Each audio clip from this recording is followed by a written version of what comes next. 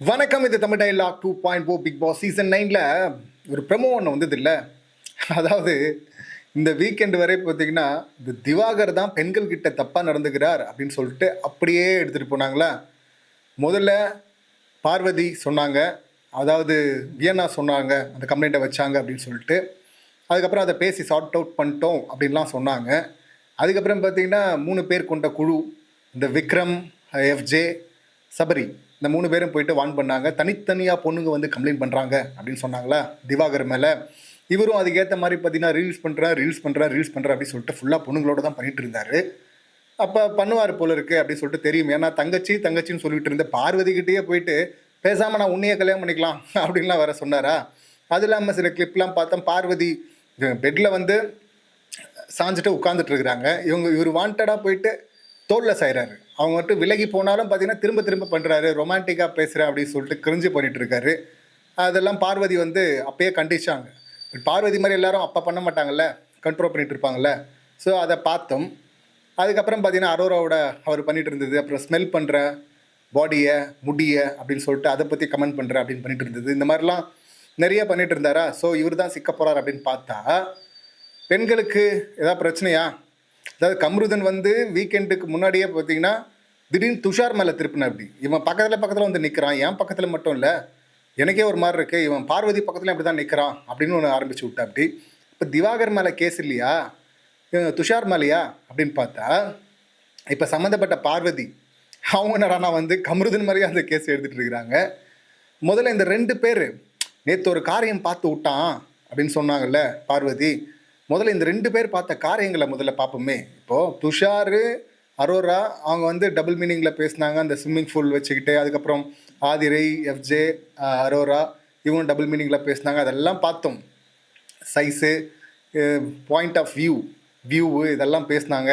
அப்புறம் பார்வதி கூட கம்ருதன், அரோராலாம் சேர்ந்து பார்த்தீங்கன்னா டே நைட்டு, யார் நைட்டுக்கு யார் டேக்கு அப்படின்லாம் பேசிகிட்டு இருந்தாங்க. இதெல்லாம் அடல்ட் கண்டென்ட் அப்படின்னு சொல்லிட்டு அவங்க பேசிகிட்டு இருந்தாங்க.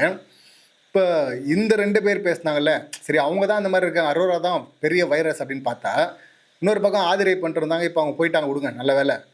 இப்போ இவங்க ஒன்று பண்ணியிருக்கிறாங்க, யார் கம்ருதனும் இந்த பார்வதியும். அரோரா கிட்ட தான் போனார் அவர் ரூட்டு போட்டு. அவர் அரோராக்காகவே பார்த்தீங்கன்னா டீலக்ஸ்லேருந்து அந்த வசதியெல்லாம் விட்டு பிக் பாஸ் வீட்டுக்கு வந்தேன், காரணம் அரோரா தான் அப்படின்லாம் சொல்லிட்டு இருந்தார்.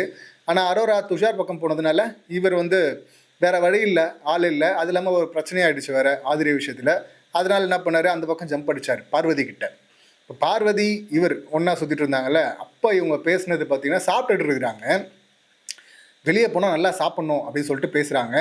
சரி இருக்கும், ஏன்னா அங்கே வந்து சாப்பாடு வந்து அளவாக தான் கிடைக்குது, அதுவும் நினச்சதை சாப்பிட முடியாது. ஸோ அதனால் வந்து சொல்கிறாங்க ஃபுட் கிரேவிங் போல இருக்குது அப்படின்னு நினச்சா பேசுகிறாங்க. ஆமாம், வெளியே போனால் சாப்பிட்ணும், நைட்டு சாப்பிட்ணும், ஈவினிங் என்ன சாப்பிடுவேன், ஸ்நாக்ஸு, ஈவினிங் சாப்பிடுவேன், விடிகாலில் சாப்பிடுவேன். டேய் சரி அவ்வளோ வடா பஞ்சத்தில் இருக்கிறீங்க அப்படின்னு தோணும்ல. இப்படிலாம் சொன்னால் எல்லாம் சொல்லிகிட்டே வராங்க. நைட்டு சாப்பிடுவேன், காலைல சாப்பிடுவேன், சாயந்திரமாக சாப்பிடுவேன், ஈவினிங் சாப்பிடுவேன், அன்டைமில் சாப்பிடுவேன், எல்லாத்தையும் சொல்லிட்டு வந்துட்டு சாப்பாட்டில் வந்து ஃபுல்லாக கவரை போட்டு மூடிட்டு சாப்பிட்ணும், அப்புறம் கவரை கழட்டிடணும்னு. இந்த இடத்துல புரிய நம்ம என்ன நினச்சிட்டு இருந்தோம், போல 2 சாப்பிட்டுட்டு இருக்கீங்க டைனிங் டேபிளில் உட்காந்து சாப்பிட்ணுன்னு சொல்லிட்டு சாப்பாடை பற்றி பேசுகிறீங்கன்னு பார்த்தா எந்த சாப்பாடோட கவரை போட்டு மூட்டு சாப்பிடுவாங்க. அப்புறம் தான் புரியுது இது சாப்பாடை பற்றி பேசவே இல்லை 2ம் அப்படின்னு சொல்லிட்டு.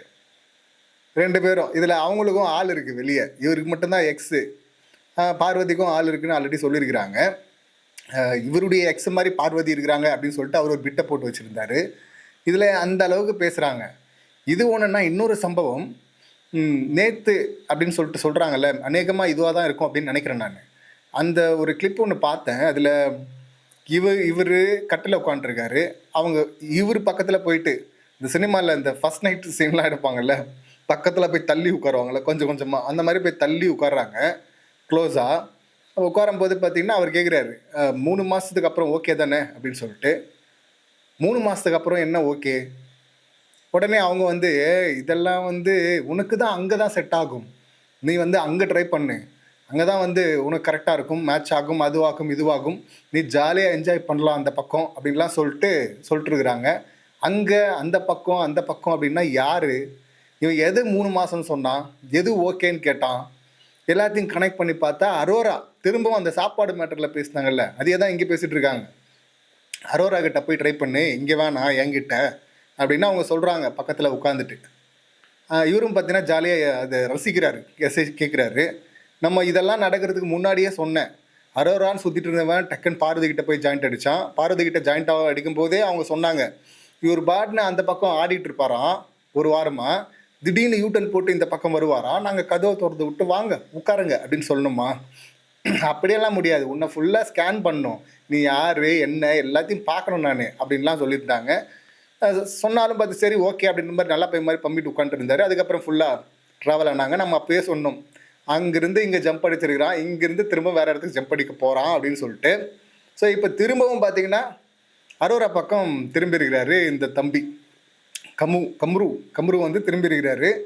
அதை தான் இங்கே சொல்கிறாங்க, இந்த ரெண்டு பொண்ணு கான்செப்ட் அப்படின்றாங்கல்ல திவாகர் கிட்ட பேசும்போது.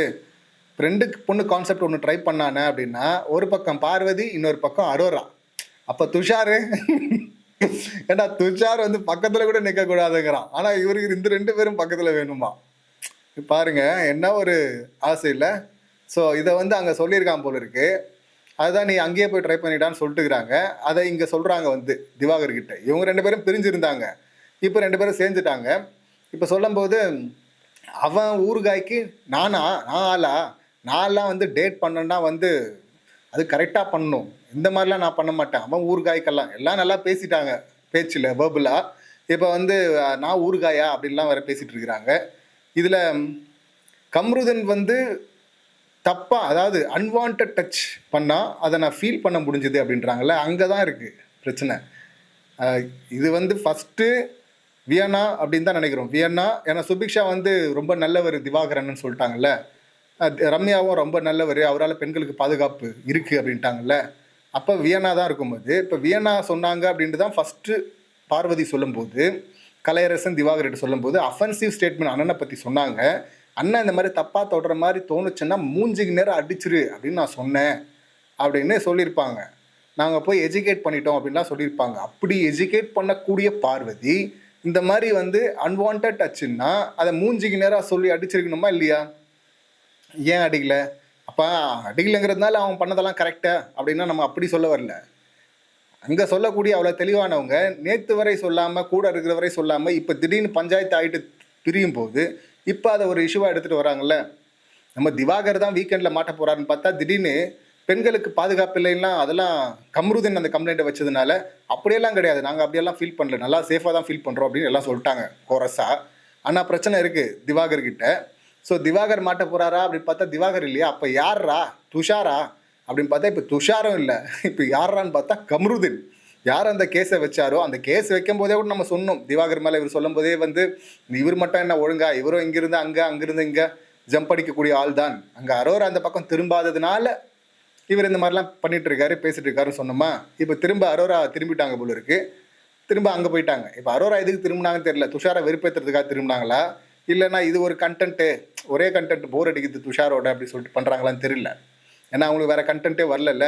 இப்போ இவர் வந்து அந்த 2 பொண்ணு கான்செப்ட், ஒரு பக்கம் பார்வதி இன்னொரு பக்கம் அரோரா அப்படின்னு சொல்லிட்டு ட்ரை பண்ண, இதில் அன்வான்ட் டச் எல்லாம் ஃபீல் பண்ண முடியுது அப்படின்றாங்க. அப்போ கேஸில் மாட்ட போகிறது இந்த கம்ருதனா. சீசன் 7 திடீர்னு ஒரு ஷாக் இருந்தது, இந்த மாதிரி ஃபேக் அலிகேஷன் எழுதுனாங்க. ஆனால் இந்த சீசனில் இவனா ஏதோ சஸ்பென்ஸ் மாதிரி எடுத்துகிட்டு போயிருக்காங்க. சஸ்பென்ஸ் மாதிரி இவன் தான் மாட்ட போகிறான் கேஸ்லன்னு பார்த்தா அப்புறம் இன்னொருத்தனா அப்படின்னு பார்த்தா இப்போ இன்னும் புதுசாக வேறு வரப்போகிறாங்களா, இல்லை இன்னொரும் ஏற்கனவே இருக்கிறாங்களே எஃப்ஜே மாதிரி ஆட்கள் அவங்களும் மாட்டுவாங்களா அப்படின்னு தெரியல. இப்போ இது போகிற போக்கில் ஒரு ஃபேக் அலிகேஷனாக சொல்கிறாங்களா, எதுனாலும் கூட இருக்கிற நல்லா பேசுறது பழகுறது. திடீர்னு இப்போ இவரோட பிரவீனோட சண்டை வந்துச்சுல நேற்று, அப்பயும் இதானே சொன்னாங்க, ஏய் கிட்ட வர என்ன தொடர அப்படின்லாம் சொல்லிட்டு இருந்தாங்கல்ல. ஏமா வாடா போடான்னு கூப்பிட்றீங்க, ஜாலியாக பழகுறீங்க, ஃப்ரெண்டாக இருக்கிறீங்க, திடீர்னு பார்த்தீங்கன்னா சண்டை வரும்போது பார்த்தீங்கன்னா என்ன தொடர, அவர் நான் தூரமாக தான் நிற்கிறேன் அப்படின்லாம் சொல்லிட்டு இருந்தார்ல. ஸோ இது வந்து அப்பப்போ இங்கே வசதிக்கு ஏற்ப எடுத்துக்கிறாங்களா. முற்போக்கு பேசுகிறேன் அப்படி சொல்கிறேன், முற்போக்கு பேசலை, அது பேசுகிறது எல்லாமே குப்பையாக தான் இருக்குது. நம்ம ஆல்ரெடி பார்த்துட்டோம் சுபிக்ஷா விஷயத்துலேயே இவங்க பேசினது, அவங்க கம்யூனிட்டியை விமர்சனம் பண்ணது அதெல்லாம் ரொம்ப தப்பு அப்படின்னு சொல்லிட்டு. இன்னொருத்தன் பேசினாலும் அதை பேச அனுமதிக்கிறது தூண்டுறது அதுவும் தப்பு தான். எந்த முற்போக்கு சிந்தனையிலும் அதை பண்ண மாட்டாங்க. ஆனால் இவங்க பண்ணாங்க. இவங்க போலியாக தன்னை அப்படி காட்டிக்கிறவங்க தான் இவங்க, ப்ரொக்ரெசிவ் தாட் இருக்கிற மாதிரி காட்டிக்கிறவங்க. ஸோ அப்படிப்பட்டவங்க பார்த்தீங்கன்னா, இப்ப இந்த மாரி வாண்டடா ஏதாவது பிடிக்கல அப்படின்னா டக்குன்னு கேஸ் எழுதிடுறாங்களா? இப்ப கம்ருதன் வந்து அவ்ளோ அக்ரெசிவா வந்து பெண்களுக்கு பாதுகாப்பு இல்லை, இவன் பொம்பள பொறுக்கி அப்படின்னு திவாகரன் நேம் பண்றதுக்கு பின்னாடி பார்வதி இல்லையா? ஏன்னா பார்வதி அப்ப கம்ருதன் கூட தானே இருந்தாங்க. "ஏய் அண்ணன அப்படி சொல்லாதடா, அண்ணன் அப்படி கிடையாதுன்னு சொல்ல வேண்டியது தானே, ஏன் சொல்லவே இல்ல?" அப்போ இவங்களும் ஒரு காரணமா? கமருதீனை தூண்டி விட்டுருக்காங்களா இந்த விஷயத்துல? பிடிக்கலன்னா இப்படி போட்டு தள்ளலாம் அப்படின்னு சொல்லிட்டு முடிவில் இருக்கிறாங்களா பார்வதி? அப்படின்னு தான் பார்க்கணும். இதுவரை ஏதோ கத்திக்கிட்டு இருக்கிறாங்க. நாய்ஸ் அதிகமா இருக்கு. இருந்தாலும் பரவாயில்ல. அங்கங்க பெருசா ஒரு பிரச்சனையா இல்ல. ஒரு மத்தவங்க மேல அது மாதிரி ஃபேக் அலிகேஷன் வைக்கிற அளவுக்கு ஒஸ்ட்டு கிடையாது. ரொம்ப வாய் அதிகம். அது ஒரு காமெடி பீஸு, டம்மி பீஸு அப்படின்னு பார்த்துட்டு இருந்தோம். பட் இந்த லெவல்ல இவங்க இறங்குனாங்கன்னு வச்சுங்களேன், அது ரொம்ப மோசம். சீசன் 7ல விழுந்த அடிய விட எக்ஸ்ட்ராவே விழும் அடி இவங்களுக்கு. ஏன்னா இது தப்பான விஷயம் இல்ல. இப்படி இஷ்டத்துக்கும் போற போக்குல ப்ளேம் பண்ணிட்டு போலாமா? இல்ல நீங்க கூட பழகும்போது தப்பே பண்ணாலும் அத மூடி மறைச்சிட்டு இருக்கலாமா? அப்புறம் என்ன ப்ரொக்ரெசிவ்லாம் விடுங்க. அப்புறம் என்ன பெண்ணியம் பேசுறேன் அப்படின்னு சொல்லிட்டு வர்றதெல்லாம். ரொம்ப மோசமா இருக்கு. ஆனா கம்ருதீன் அப்படிப்பட்ட ஆள் இப்ப சொல்றாங்க. இத அப்புறமும் சொல்லணும். அப்புறம் இல்ல கம்ருதீன் ரொம்ப நல்லவன் அப்படி சொல்லிட்டு அங்க போய் ஜம்ப் அடிச்சிடக்கூடாது. ஸோ அந்த இடத்துல தெளிவா இருக்கணும். இப்ப கம்ருதீன் மேல கேஸ் திரும்பியிருக்கு. அம் இப்போ திவாகரால உங்களுக்கு பெண்களுக்கு இங்க சேஃப்டி இல்லையா அப்படின்னு கேட்கும்போது அப்படியெல்லாம் கிடையாது, நாங்க சேஃபா தான் இருக்கோம்னு சொன்னாங்கல்ல. இப்போ கம்ருதீனால உங்களுக்கு பிரச்சனையா அப்படின்னு கேட்கும்போது நிச்சயமா ஆமான்னு கூட சொல்லுவாங்க. திவாகரே இங்க சொல்றாரு, எல்லா வகையிலுமே வந்து டேஞ்சர் தான். கம்ருதீன் இருக்கிறது எந்த வகையிலுமே டேஞ்சர். எல்லா வகையிலும் டேஞ்சர் அப்படின்னு சொல்லிட்டு இருக்கிறாங்க. இப்ப இவர் கேஸ்ல சிக்கிறாரா இல்லையான்னு பார்க்கணும். பட் அதே நேரத்துல பார்வதியும் கொஞ்சம் பார்த்து வச்சுக்கணும். பார்ப்போம் இதுல யார் இந்த மாதிரியான கேஸ்ல சிக்கிறாங்க அப்படின்னு சொல்லிட்டு. இந்த சம்பவங்களை நீங்க எப்படி பார்க்குறீங்க? உங்க கருத்துக்கள் என்ன அப்படிங்கிறத கமெண்ட் பண்ணுங்க. மீண்டும் அடுத்த வீடியோல சந்திக்கலாம். நன்றி, வணக்கம்.